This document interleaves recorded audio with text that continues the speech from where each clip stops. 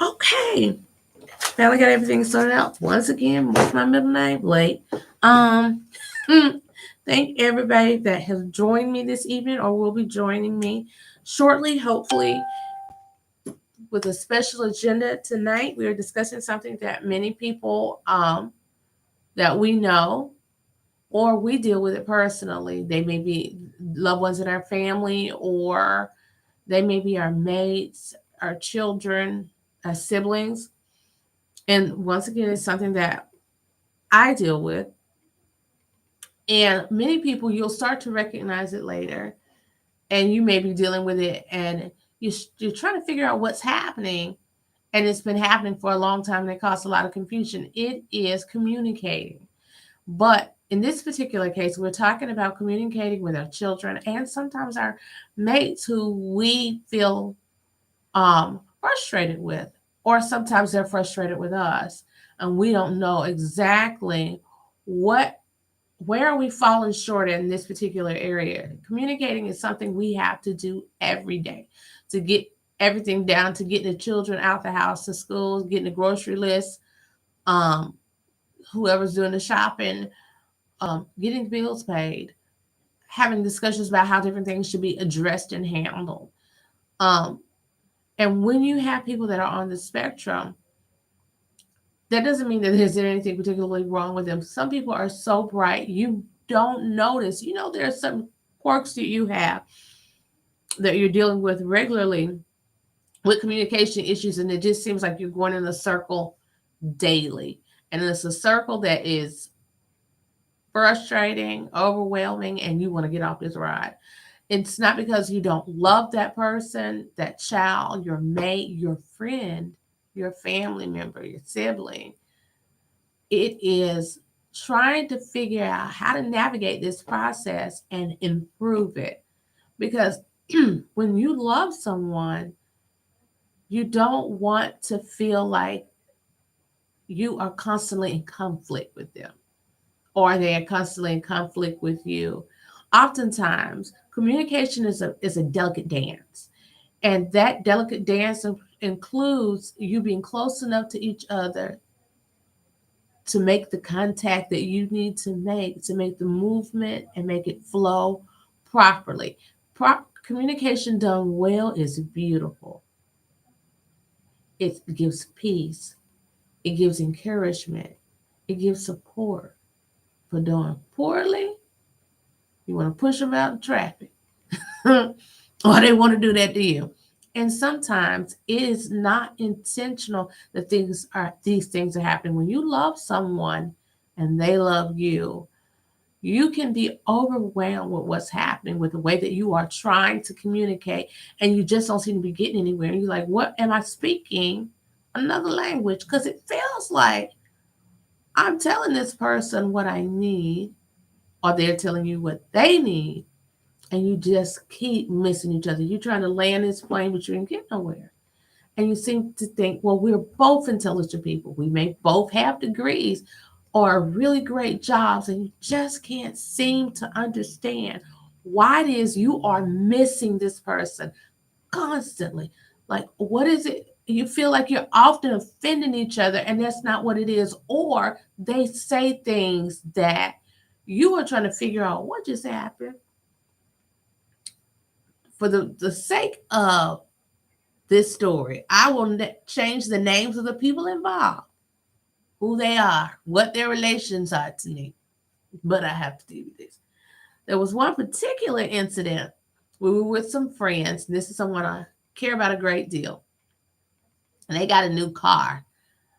And I told them I liked their car, which was not a lie. I liked the car for them. It wasn't a bad car. It was a new car to them. But I didn't like that type of car. This person that I care so much about made me want to strangle them to death because one, it wasn't I felt needed information, and two, um, why? So I said, I love your car. This is nice. And they said, why you lying? You hate that car. Excuse me, friend. person I love and care about a great deal and have known a great bit of time. Why? And I'm just looking at them because you can't have that conversation with them in front of these people. And you're just thinking to yourself, why did you think in that moment that you needed to say anything? That one, they didn't ask if I wanted that because I didn't want one for myself. That wasn't my personal preference, taste, or style, but it was nice. It was a nice vehicle. It ran well, it looked well for them, but it was something that I wouldn't have personally chosen. But they didn't seem to understand that it caused unnecessary conflict. No, they didn't say anything. It didn't get to where we had a problem with it, but they were thinking something in their head like, wait a minute, why did you feel the need to say anything about that? And it makes people think, oh, she's not being real. I was. I was giving them a compliment. It was a kindness. It wasn't necessary that anything else be said, but that happens sometimes with the people that you love that are on the spectrum. Sometimes they'll misunderstand the things in which you say, or your children. When you are giving them information and instructions, we forget sometimes that they hear differently. And that's more or less what it is with people who are on the spectrum. Some people are extremely high functioning, and without them saying little things that seem like they are unconcerned, or they come off as callous, insensitive, rude. Sometimes people say, oh, they're just really direct, when in fact, some of the things that they say are things that we start to pick up on. If you're someone who deals with or has dealt with many people on the spectrum, worked in the school system, you can pick it up. You can pick it up like being outside and smelling chicken outside a restaurant that's cooking it. You can pick it up, you can smell it, you can see it. It's something you automatically recognize. And for those who um, don't recognize it, sometimes it's your mate or some people don't get their children diagnosed at a certain time because they don't recognize that they're intelligent. There's so many other things that they're doing, and some of the things on the spectrum that are indicators that they are on the spectrum, you don't notice because they're so small or minuscule. Whereas if they are lower on the spectrum, you see it. So what generally happens when there's someone that is on the spectrum and it's not recognized because they didn't get diagnosed, and you can still get diagnosed as an adult, or they did not get diagnosed so much later as become a teenager and they get diagnosed. By the time you recognize it, you're just thinking that this individual is being difficult, or they're rude, or years ago their form of correction would be physical correction constantly. But older people say you can't beat out stupid. But the truth of the matter was they did not have an intellectual issue. Their issue was that they just heard differently. Those are the people that they say can't read the room. And they don't seem emotionally understanding. They don't see certain situations as, I shouldn't ask this question in this moment. I shouldn't do this particular thing in this moment, because they don't recognize it as something they shouldn't do. And this particular book that I have been looking through, and when it's your kids, this is great. And it talks about, and it helps you develop a plan on how to communicate more effectively with them. And this one is challenging behavior in autism and making sense and making progress. The reason this is crucial when it's your children or younger individuals is because if you cannot communicate with them in some form, you cannot get across what you need to have happen, the what goals you want for them to achieve, not just in school but into day-to-day life, so they can function well. Your house will operate smoothly, and you'll have less conflict. They'll have less conflict with their peers, with their siblings as they get older within the school system, on their job. It's important. And just to get those milestones, there are so many things that they need that's crucial. There's one chart that I printed out so that we can get right to it. It is this chart on deciding where to start. It's an 8-step plan and an overview, and it's in this book. And it helps make sense of their behaviors.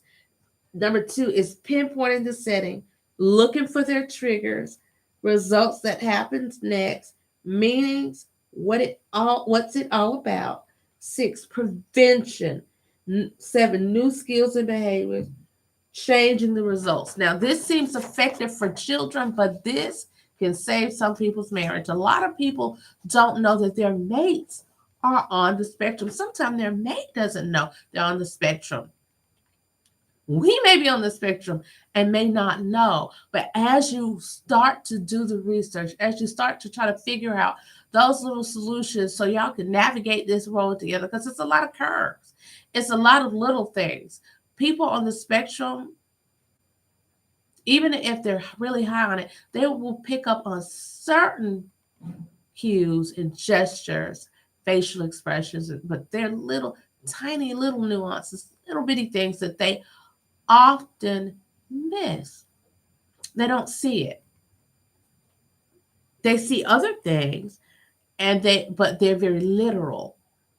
So if you are in anger or even joking, I was joking with a coworker one time and we were laughing.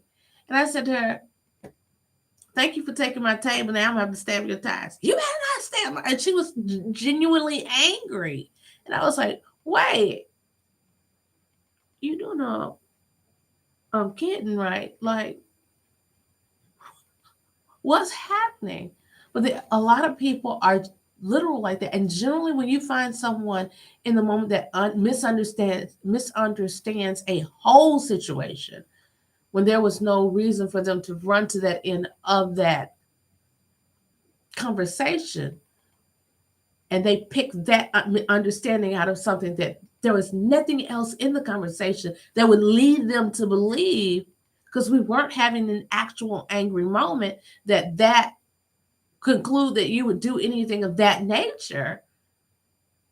It's clear that there's something going on. There was a clear miscommunication. But when those moments happen frequently, you begin to understand that they're misunderstanding what it is you're trying to say, what it is you mean. What are we trying to say to each other? What are you trying to say to me? What is it that I hear you say, or what is it you think I'm saying? So that we can work that out. It's important to do that when it is, particularly with your children too, because as they get older, a lot of times when children on the spectrum get older, there is so much misunderstanding when it comes to their behaviors.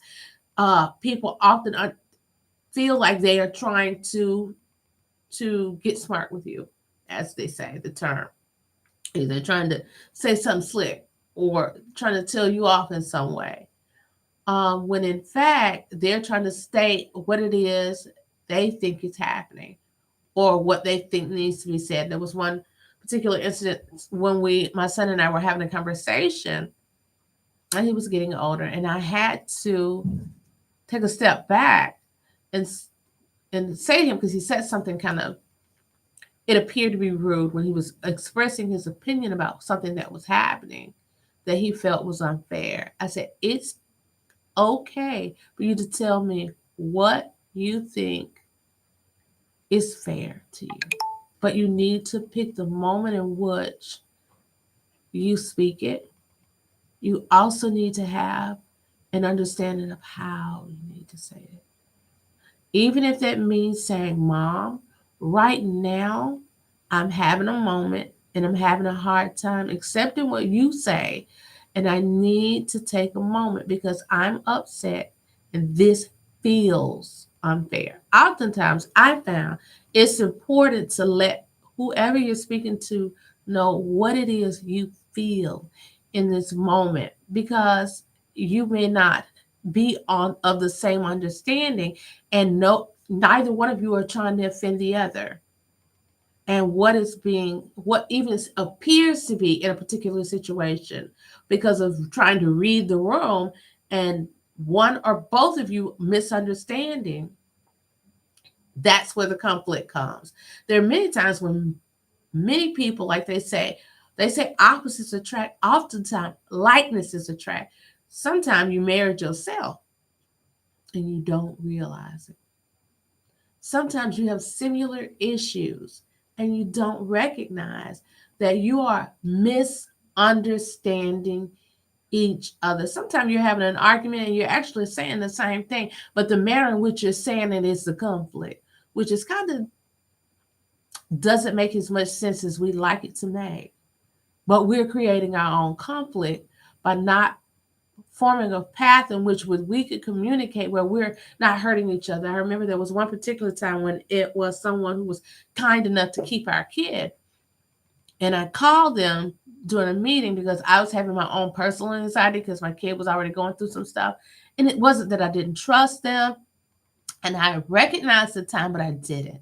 I wasn't paying close enough attention, and their phone rang in an inopportune time. And then they asked me later this whole thing, and they went around this thing, and they were joking, but they really wasn't. And I realized later I'd embarrassed them because their phone rang at a bad time. And it looked like I didn't know better when really I kind of lost track of time and I was having my own anxiety because of some things that was happening with them, and they were being kind. But I was so worried. And after that point, I don't think they didn't ever want to watch them again. And I understood that. I wasn't offended. I was sad because I didn't mean to upset them, and I didn't mean to hurt their feelings. I did not mean to frustrate them, and I did not mean to make them feel like I didn't trust or felt like they were incompetent. Well, they didn't realize it had been a very long time since I had been away from my child.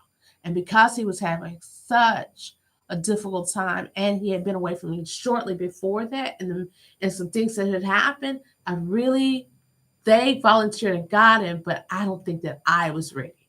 My kid probably needed it, most certainly, but I wasn't ready to have them away from me, which in some ways they more than definitely needed, because sometimes we isolate them in an attempt, we say, to protect them when it's really to protect ourselves.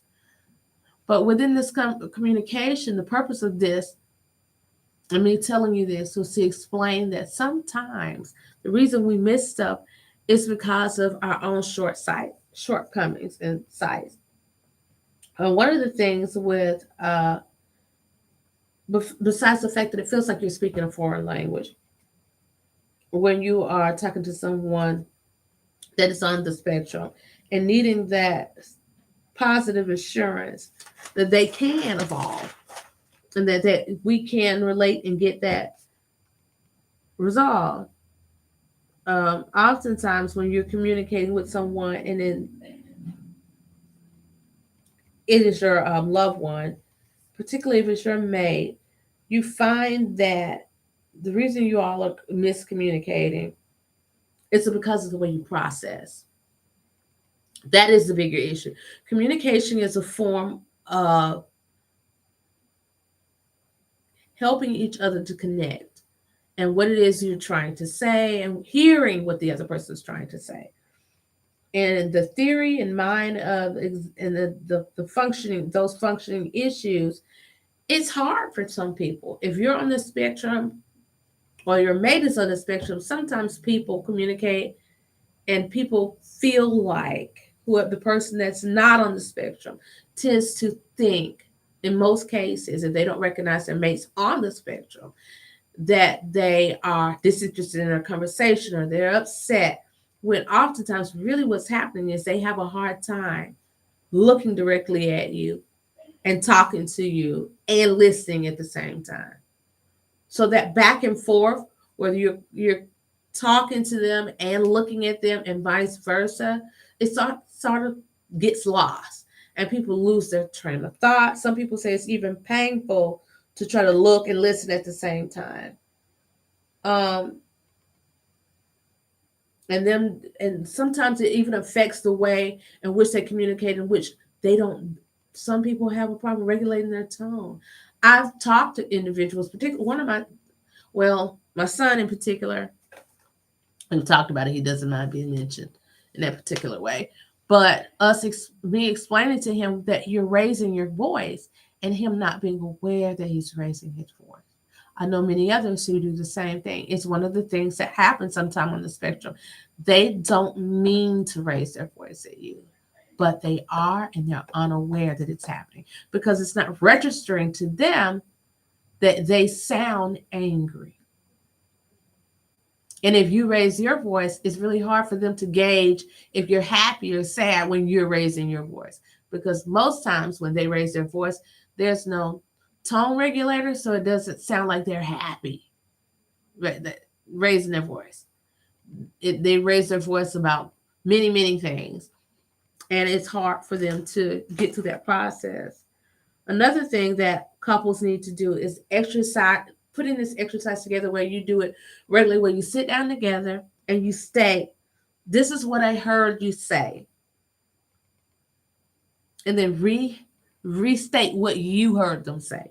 And then ask them what it meant that they were saying and say, this is what that meant to me. Now tell me what you meant, just so I'm clear. And that may seem like it's going to be hard, but once you start doing it, you start closing those gaps and it becomes more regular. And you being willing to give all those minute details. Because if you don't want the wrong understanding, then you have to be willing to be open to communicating in a way so you can get the right understanding, so you can get the right communication. Most people understand that if you're going to order, I'll give you the example of ordering a pizza. If you order a pizza and there's certain things you don't like, you make sure, most people, particularly if it's an allergy that you have, you or a stronger version, what you do is tell them what you do want on the pizza, and then you tell them what you don't. So you make sure that you don't get what it is you don't want on there, and you do get what you do want. So when you're communicating in that manner and you're telling people, okay, this is what's happening, this is what I need, this is what I'm getting, and this is what I want to give you. Tell me, is this what you need? Because oftentimes there's going to be that miss, and they have a hard time retaining information and retrieving it at the proper time. They are really good with details. They can, if there's one particular thing they like, if they like sports, they can tell you everything about each player that they like, almost every single team, everything with stats, but they can not remember the lock of door because that's not on the list of things to remember. So you need to help them with your kids, help them form a plan of what I call success. Meaning, in the morning, they need a list. Help them develop a list to get out the house. And if they're responsible for locking the door, they need to do that several times as a form of habit. Like you may need to walk them through that several times during the day before they even do it that evening, so that they get to the understanding that the last thing that they do before they leave that house is lock that door. And they may need to learn to recite the things that they're getting out of the house before they leave so they won't forget it, because they tend to forget the things that are not they're not passionate about, or in the order things they will run back in the house 22,000 times because they won't remember the other things that they needed, which aggravates the other person or aggravates the parents or whoever, if they're being picked up by someone else. That's frustrating. It aggravates the teacher because they may do their homework, but they won't remember to bring it because it didn't occur to them to put it in their backpack. It's important to help them with those things and help them to establish those language patterns and that getting together that stream of information and working on their communication skills too, so they don't alienate people, because oftentimes because they do that, or they will tell information that they can't keep a secret to say nobody. My children's idea of a secret is they will tell you they have a secret, then come tell you the secret. That's why I say it wouldn't be a good idea for anybody to attempt to do anything to my children, because they're not going to keep a secret. They don't even keep one for themselves. They will confess. You cannot even lie on their behalf to save them, because they will tell on you while you trying to protect them, no matter who that individual is. So that is the manner in which they communicate. The other thing is um, help that conversational exchange and how to do that properly. They have a problem with that. For my son, one of the reasons I was afraid to send him back to school, besides the fact that I thought he was going to get beaten to death, was because they have a tendency to not understand how the conversation needs to go. If no one's talking to you, don't include yourself. Don't do it.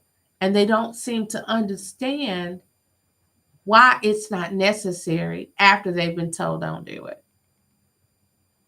You can tell them 22 times. His teacher used to take him out of the room because somebody would get in trouble and he would chime in, and the other child giving him, I'm going to beat you to death face. And he still don't understand that you might need to hide after class.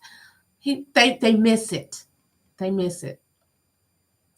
So the other book that I think that would help. This one is one for the kids, but will help with all forms of communication when you're dealing with someone who is on the spectrum, even for people who aren't, who have other behavioral issues. It helps with children and adults who struggle with ADHD. But this one, A Partner's Guide to Asperger's Syndrome. This one helps in understanding what's going on with your mate and even with yourself. Sometimes we start to recognize the symptoms that we have, that we didn't realize that though our children may be on the spectrum, we might be too. I love you all, and thank you so much for joining me, coming into the room again with a special agenda. I love you guys. Be kind to each other. Love everyone that you can, and even those that don't express it, they may be having a hard time. Be kind to them anyway and show them love, because it's a choice. You all have a wonderful evening.